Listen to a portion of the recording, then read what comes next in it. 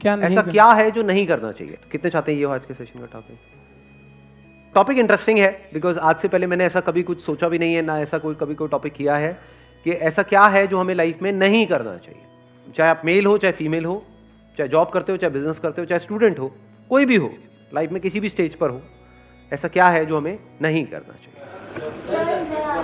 हाँ, इनसे स्टार्ट करते हैं। सर, मेरे हिसाब से किसी भी काम को, किसी भी बात को, किसी भी चीज़ को नहीं बोलना चाहिए, क्योंकि मैंने पर्सनल एक्सपीरियंस किया है, अगर हम पहले ही किसी काम को नहीं बोल देते हैं ना, तो वो कभी सक्सेस होता ही नहीं है। और जितना भी आपके पास कॉन्फिडेंस हो, आप उस चीज़ को कभी भी कर ही नहीं सकते। तो पहले नहीं बोलना नहीं सीखना चाहिए मेरे हिसाब से। Based upon our past experience हमारे माइंड में कुछ बैठ जाता है जिसको हम बहुत स्ट्रांगली पकड़ लेते हैं और अभी से पकड़ना शुरू कर देते हैं, इसी एज से। यानी इस एज में हमारे माइंड में वो चीजें बैठने लग जाती हैं। बच्चों के माइंड में कुछ नहीं होता है, बच्चे बिल्कुल ब्लैंक स्लेट की तरह हैं, वहां पे ना हाँ लिखा हुआ है ना लिखा हुआ है। पर जैसे जैसे एज बढ़ती चली जाती है वो स्ट्रांग होता चला जाता है, और उसी की वजह से फिर हमारे कॉन्फ्लिक्ट्स होने लग जाते हैं। उसी की वजह से सारी रिग्रेट्स आती है, क्योंकि होता क्या है, बड़ी जल्दी हम ना बोल देते हैं। हो सकता है कोई बहुत बड़ी अपॉर्चुनिटी आई हमारे सामने, डिसीजन लेना था, लेकिन सुनने से पहले ही सामने वाले बंदे की पूरी बात हमने पहले ही ना बोल दिया। नहीं। उसके बाद पूरी जिंदगी बैठ करके रो रहे हैं।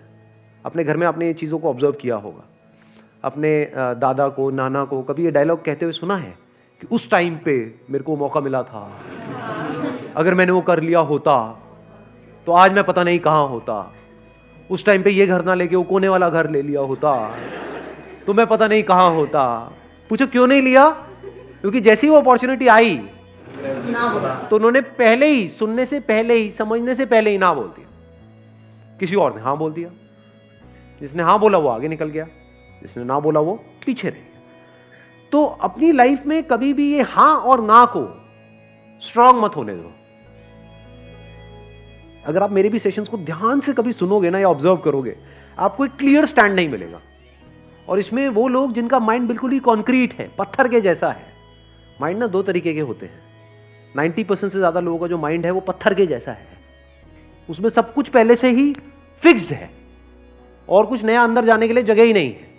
उस माइंड में जो पहले से फिक्स्ड है, उससे मिलता जुलता कोई बंदा कोई बात करेगा, जैसे मैं कोई बात करूंगा तो कहेंगे हाँ बहुत बढ़िया बहुत बढ़िया बहुत बढ़िया, ये तो वैसे ही सोचता है बिल्कुल जैसे मैं सोचता हूं। और जैसे ही उससे अलग कोई थोड़ी सी बात करी जाएगी तो क्या होगा? गुस्सा आएगा, ये क्या बोल रहा है, ये सही नहीं। समझ गए क्या हो रहा है? इन माइंड्स को क्या कहो? पत्थर के जैसे माइंड है, सब रुका पड़ा है। दूसरे तरह का माइंड कौन सा होता है? जो एक नदी की तरह बह रहा है। जब तेजी से बहता है तो वहां पे कुछ भी पकड़ने के लिए नहीं है, आप कोई भी साइड नहीं ले सकते। और जैसे ही आप साइड नहीं लोगे तो लोगों को प्रॉब्लम होगी जिनका माइंड कॉन्क्रीट है। वो कहेंगे अच्छा आपने अपने इस सेशन में तो ये बोला था, इस सेशन में ये बोल रहे हो, तो क्या ये सही है या ये सही है? ये आती है प्रॉब्लम कई बार या नहीं आती है? तो भाई वो भी सही है, वो भी सही है, स्टैंड पॉइंट्स अलग अलग है। इस एंगल से देखोगे तो ये सही है, इस एंगल से देखोगे तो ये ही गलत है। सिक्के के एक तरफ से देखोगे, अगर लाइट इस तरफ से आ रही है तो उजाला है, सिक्के पर उजाला है। इधर से देखोगे तो क्या है? सिक्के पर अंधेरा है। तो अब आप कहोगे भैया क्लियर बात क्यों नहीं करते? सिक्के पर उजाला है या सिक्के पर अंधेरा है? सिक्का हेड है या सिक्का टेल है? क्लियर बोलो ना। ये दो बातें क्या करते हो? सिक्का हेड भी है टेल भी है, ऐसा कैसे हो सकता है? समझे? तो हो सकता है पास्ट में आपको किसी बंदे के साथ में कोई खराब एक्सपीरियंस हुआ, तो फ्यूचर में जिससे भी आप मिलने वाले हो सकता है वो भी गड़बड़ हो सकता है ना हो। Let me find out. तो फिर क्या होगा? जैसे आप बोलते हो लेट मी फाइंड आउट, आप धीरे धीरे आगे बढ़ने लग जाते हो। आप एकदम से ना बोलते हो, ना जल्दीबाजी में हां बोलते हो, और ये बड़ी कमाल की स्टेट होती है। Let me explore, let me find out. अब आपके अंदर पेशेंस आ गया है। लोगों के अंदर पेशेंस ही नहीं है, बड़ी जल्दी तैयार बैठे पड़े हैं अपना जजमेंट पास करने के लिए। कहीं भी जरा सा कुछ हो जाता है, बड़ी जल्दी जजमेंट पास नहीं करते हो। इसने बहुत गलत किया, आपको पता भी है उसने क्या किया है, क्यों किया है, आपको पता भी है उसने किया भी है या नहीं किया है। नहीं, बस जजमेंट हमारा तैयार है। ऐसे ही जैसे हम दुनिया को जज कर रहे होते हैं, ऐसे ही अपने घर में और लोगों को जज कर रहे होते हैं, ऐसे ही खुद को जज कर रहे होते हैं। करते हैं नहीं करते? तो यस और नो क्या है? जजमेंट है। तो जजमेंट को जल्दी पास मत करो, आराम से करो। और इतना भी आराम से मत करो जैसे इंडिया में कोर्ट में होता है कि 20 साल लग रहे हैं एक जजमेंट को पास करने में। 20 साल नहीं लगने चाहिए ना 20 सेकंड लगने चाहिए, बीच का टाइम कहीं पे ठीक है, थोड़ा सा 2-4 दिन, 5 दिन, 20 दिन। बहुत बड़ा डिसीजन है तो 2 महीने। बड़ा डिसीजन मतलब क्या? शादी का डिसीजन बड़ा डिसीजन है, करियर का डिसीजन बड़ा डिसीजन है। तो वहां पे अगर 20-25 दिन, महीना भी लग जाए, दैट इज ओके। तो ये हमको एक आंसर मिला लाइफ में क्या नहीं करना चाहिए।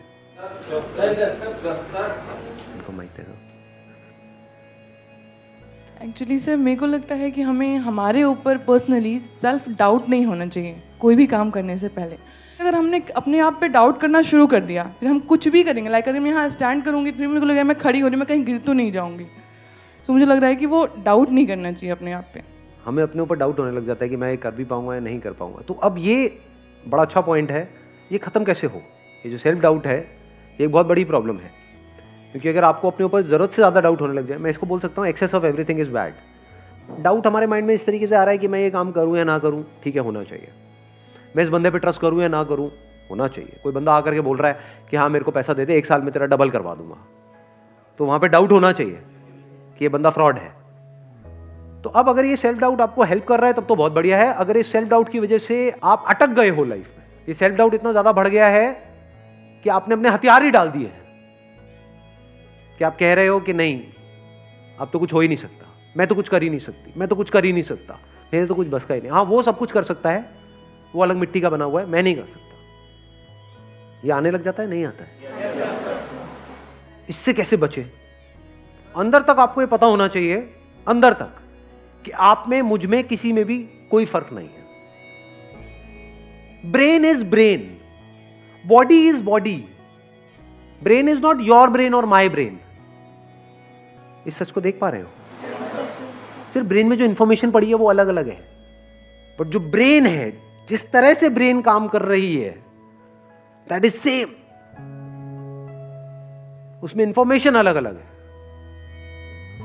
तो हार्डवेयर इज सेम, आंखें सेम है, शेप अलग अलग हो सकती है, बट जिस तरह से वो काम कर रही है, जैसे 2 कैमरास हैं अलग अलग कंपनीज के, तो बाहर से दिखने में अलग अलग हो सकते हैं, ब्रांड अलग अलग हो सकता है, पर जिस तरह से वो काम कर रहा है वो सेम है।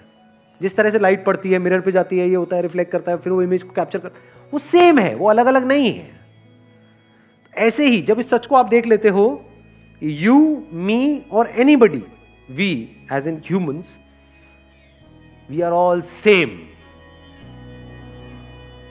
Your brain is not similar to Einstein's brain, it is same. तो एक एनर्जी आती है अंदर से। अब अपने आप को अंडर एस्टिमेट करते हो ना ओवर एस्टिमेट करते हो, क्योंकि ओवर एस्टिमेट भी जो खच्चर करते हैं उनके भी माइंड में ये बैठा होता है मेरी ब्रेन तो पता नहीं क्या है, आई एम तो जीनियस। वो भी खच्चर है, जीनियस खच्चर है वो। हाँ। और एक है जो बेवकूफ खच्चर है, वो क्या कह रहा है कि नहीं मेरी ब्रेन में ही कुछ कमी है, नहीं मेरे में कुछ कमी है। मेरे में मतलब क्या? अलग तरह की इंफॉर्मेशन अंदर डाल दो, वो अलग तरह से काम करने लग जाएगी ब्रेन। सिंपल है।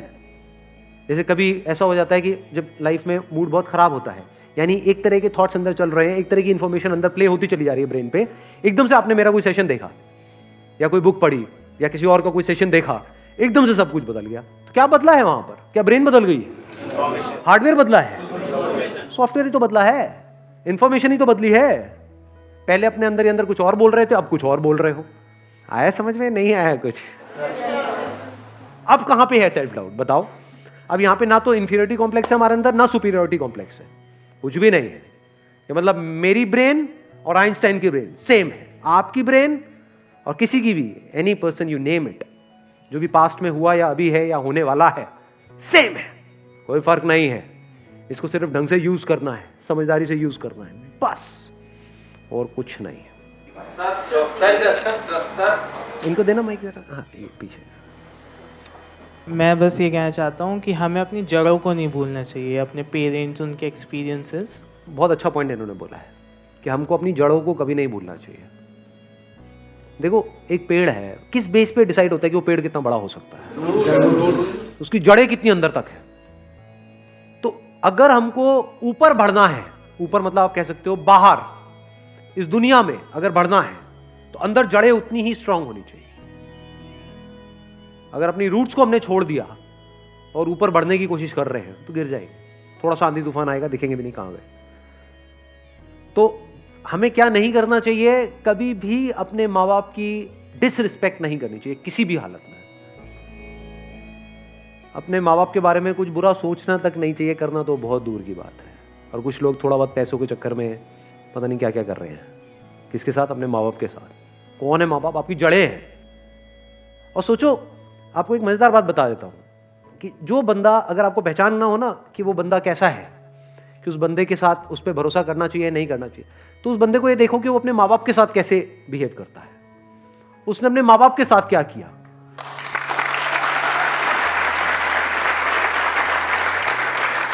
क्योंकि जो बंदा अपने माँ बाप का सगा नहीं हुआ, अपने भाई बहन का सगा नहीं हुआ, वो किसका सगा होगा?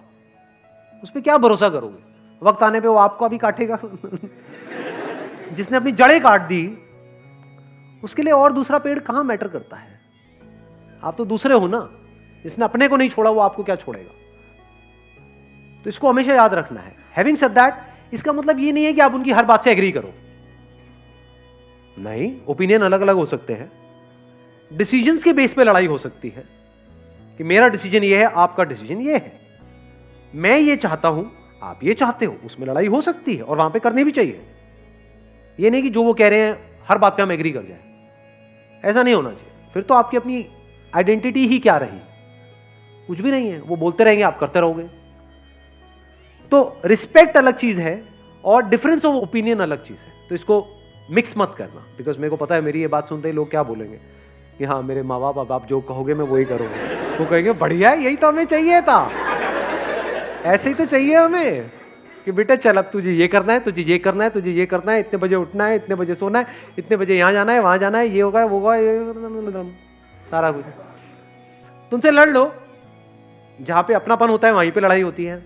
अनजान से कौन लड़ता है कभी यहाँ पे अनजान में आपस में अभी कोई लड़ाई हुई है आकर के? तू मुझे पसंद नहीं है, भाड़ किया किसी ने ऐसा आपस में? हाँ, नहीं किया। क्यों नहीं किया? क्योंकि अनजान है। क्या अपने अपने घर चले जाना है सबको इस सेशन के बाद में?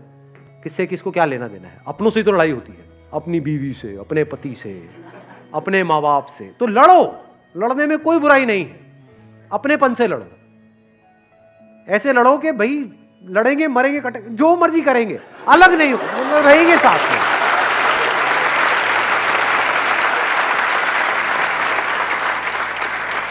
इसको इस तरह से भी कह सकते हो, आपस में लड़ेंगे, बाहर का कोई आएगा तो फिर हम एक हो जाएंगे, फिर नहीं छोड़ेंगे। या एक्चुअल में अगर कोई मुश्किल आएगी तो हम सब एक हैं। हाँ, आपस में हमारा चलता रहता है थोड़ा बहुत, उसमें कोई बुराई नहीं है। तो जड़ों को याद रखने का मतलब, जड़ों को ना भूलने का मतलब कि कुछ ऐसे लोग हैं आपकी लाइफ में जो आपको अंदर तक पता है कि ये मेरे अपने हैं। कैसे पता है? क्योंकि जब आपकी लाइफ का सबसे खराब टाइम चल रहा था तब भी वो आपके साथ थे, वो आपके अपने हैं, फॉर श्योर आपके अपने हैं। जब खराब टाइम में नहीं छोड़ा तो अच्छे टाइम में क्या छोड़ेंगे? और कुछ ऐसे लोग होते हैं, थोड़ा सा आपका टाइम अच्छा होता है, पीछे पीछे घूमने लग जाते हैं, आपके लारे लपे करेंगे, आपकी तारीफें करेंगे, आपको बोलेंगे कि हाँ तू तो मेरा भाई है, हम तो ये हैं, हम तो वो हैं। जैसे ही आपका टाइम थोड़ा सा खराब होगा आपको छोड़ देंगे, आपकी तरफ देखेंगे भी नहीं, आपसे बात तक नहीं करेंगे, एकदम पीठ कर देंगे आपकी तरफ। तो आप पहचान सकते हो ऐसे लोगों को। कुछ ऐसे लोग थे आपकी लाइफ में जब आप कुछ भी नहीं थे, या ये कह लो खराब टाइम चल रहा था, तब भी वो आपके साथ में थे। तो ये आपके अपने हैं। दुनिया इधर की उधर हो जाए, इनको नहीं छोड़ना है।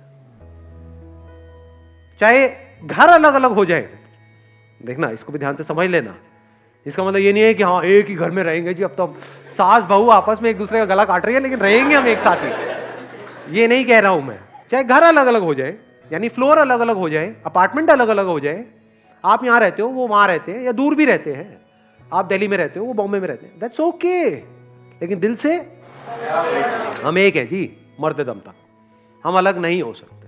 That must be very clear. जिसके माइंड में ये क्लियर है उसकी जड़ें पक्की है। Wish you all the very best. Thank you so much for coming.